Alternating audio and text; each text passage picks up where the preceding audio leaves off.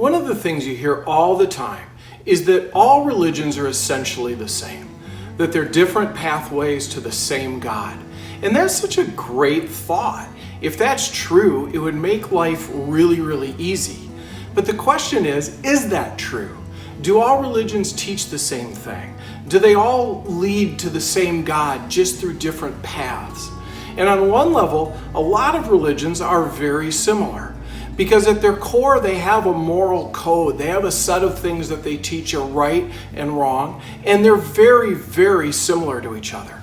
So almost all of them teach things like murder is wrong and adultery is wrong and stealing is wrong.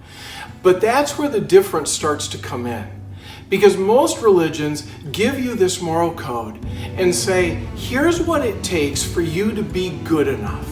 For you to be good enough to get to heaven, or for you to ascend, to call it all different kinds of things. But the message is essentially, here are the rules you need to obey in order to be good enough. And that's where Christianity is fundamentally different. Because Christianity does hold out a moral code. It's grounded in the 10 Commandments, but over the course of the Bible, it makes that into hundreds of commandments.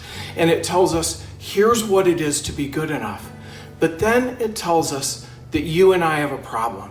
And the problem is, I can't be good enough.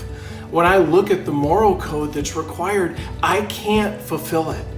But the good news is that God knows that. He loves us. And so instead of requiring us to fill the moral code, Jesus came as God to die in our place so that we don't have to be good enough, because we can't. The thing that really makes Christianity different from other religions is the idea of grace. It's the idea that God isn't sitting there saying, here's the rule book, now follow the rule book, and if you do, I'll accept you. It's that God's sitting there saying, I love you. I know you can't live according to the rule book, and so I've died for you so that you don't have to be good enough. God loves us. He's offered us this gift of forgiveness, and all that we have to do is take it.